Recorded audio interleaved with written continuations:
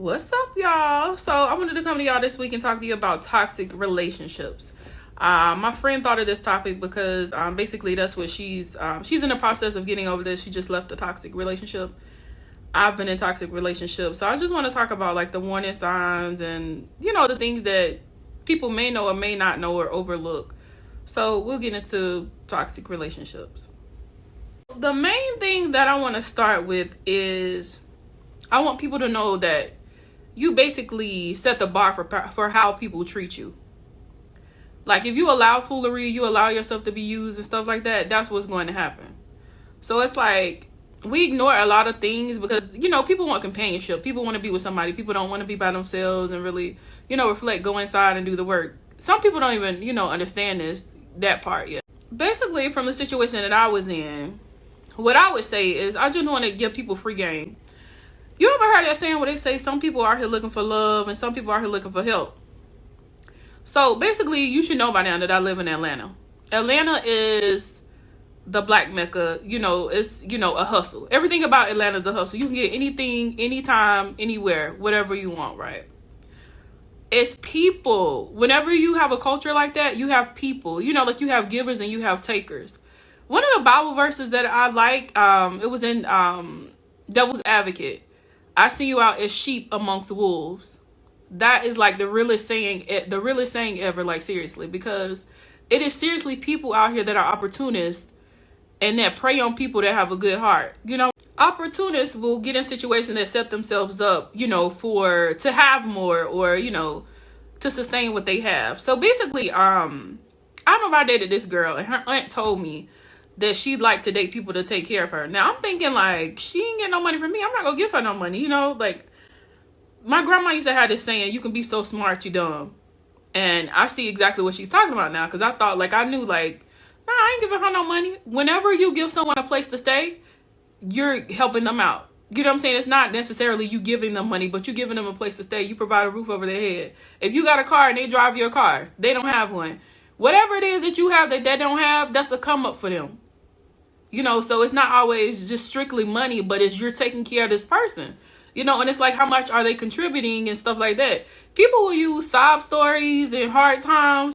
Any relationship that you enter into that's not beneficial to you, like basically you aren't gaining anything from it. I don't mean like money or anything like that. I mean, as far as you pour into someone and they're not pouring into you.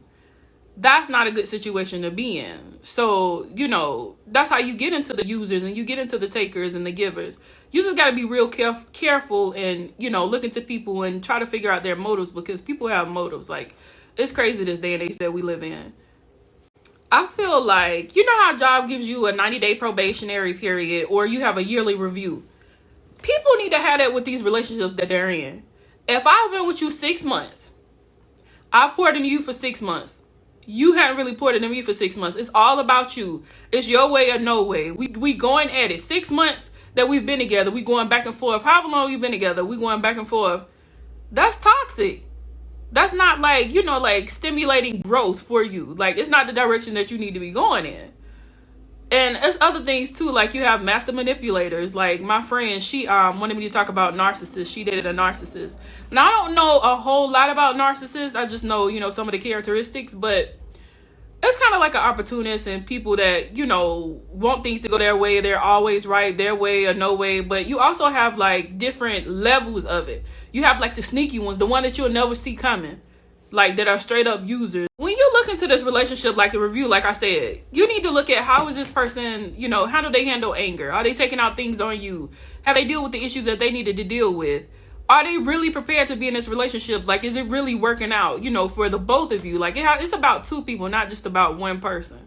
So look at how they're talking to you. Like, I remember I was in a terrible relationship where it was like kind of like verbal abuse. But I wasn't just like a victim. I said crazy stuff too. And that's the whole thing I talked about before. It's just like I didn't like who I was, who I turned into be. And that's what made me, want to get my stuff together. That way in the future, I won't, do that anymore. Like I don't like how it made me feel because you end up feeling bad and saying things that you can't take back. And it's like damaging in the long run to the person. I talked about loving yourself before. Basically, you need to love yourself first and foremost. Like, if you don't love yourself, it's kind of like people can sense that out. Like, everything is done subconsciously. You know, so it's like people can feel that you really have low self-esteem and you don't love yourself like that. And they will take advantage of that. Like, they know that you want to be with somebody. Like, you're so desperate to be with somebody that you would just take their crap. So people like to test people. Okay, so let me stay out. Let me ignore her calls. Let me do this. Let me see how much she'll take. Once you take that, or if y'all break up and you keep taking them back, you're showing them that I'm just going to keep taking your crap. Like, it's okay. Like, whatever I do, it doesn't matter. She's just going to take me back. So you're training people on how to treat you. That's why you got to be real careful about, you know, having a good heart and like, oh, I forgive them. No, you got to look at this. It's becoming a pattern. Like, you allow people to do things to you. So just really look into what's going on and stand up for yourself. One thing I feel like was kind of obvious was abuse. You should already know that no one should ever be able to put their hands on you. Like, that should never be acceptable. If you're going through something like that, like, you really need to get out of that situation. Like, seriously, because, like, that can be detrimental. So just really look into that, the seriousness of this, and just try to remove yourself from that situation. Like, love should not feel like pain, basically. Like, no one should be tapping on your head. No one should be talking to you crazy. Like, that is not love. And I've been in a situation when I told you about my abusive relationship. Well, nobody will love you like I love you. Like, she used to cry, and I don't like to see people cry. So she used to cry and like just manipulate me in different ways, and it always worked until it didn't work. You get what I'm saying? 2.5 years, and finally it's just like, okay, I can't. It's, you know, I'm done. Like, you just wore me out. And I just want to clear something up. I wasn't abused like physically. It was only verbally or like mentally and stuff like that. It wasn't physical. Like, she wasn't crazy. Like, I'll tell you about a situation that happened. So one time we got into it was like early in the morning. We woke up and the lights were off. But it was a power outage, so we ended up getting into it. So she bucked at me. You know how you do like this to somebody, like, I'll knock you out or whatever, like, I'll knock your ass out, whatever. So I was just like, I was real calm. Like, I'm always calm. I was real calm. I just turned around. I keep a sword on the side of my bed, like I always have. So I just calmly walked to my side of the bed and picked up the sword. Mind you, you know, a sword has a case. So I didn't even get to pull it out. I just picked it up and she ran and called the police. So the police comes and she told the police that I had a knife. Well, it wasn't a knife. So he was like, did you have a knife? You have any knives in here? I'm like, yeah, we have knives in here, but I didn't pull a knife on her because I didn't. It wasn't a knife. And plus, I didn't pull anything. Basically, it was dark. He couldn't see. You know what I'm saying? He couldn't fully check that. He had a flashlight. All the lights are out. So in the whole complex. So he couldn't really fully search. So I had hid it anyway. So, like, you know, of course we had knives. She said it was a knife. That's what they were looking for. A knife. A house has knives. So it was nothing. But I brought up that situation to let you know, like, I'm not, like, no, like, I'm not a victim like that. Like, I got a little crazy in me, too.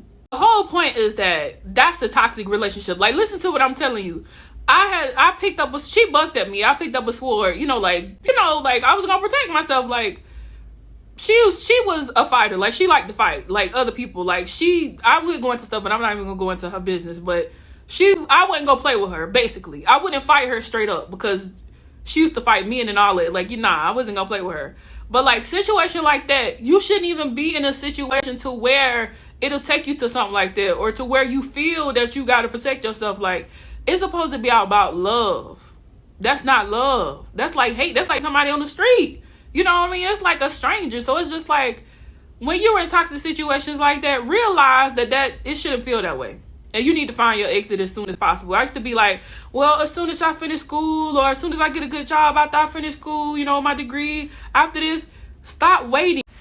We already know that the situations are working. It's like, well, I just wish they would, be more caring. I wish she had a different attitude. I wish she was more ambitious. I wish, what if? You live in reality. The reality is this person does not have the capability to give you what you need. That's why it's not working out.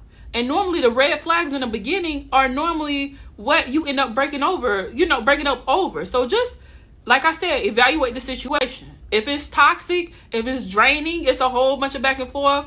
That's puzzle pieces that aren't supposed to fit. You're steady trying to make it fit, but it doesn't.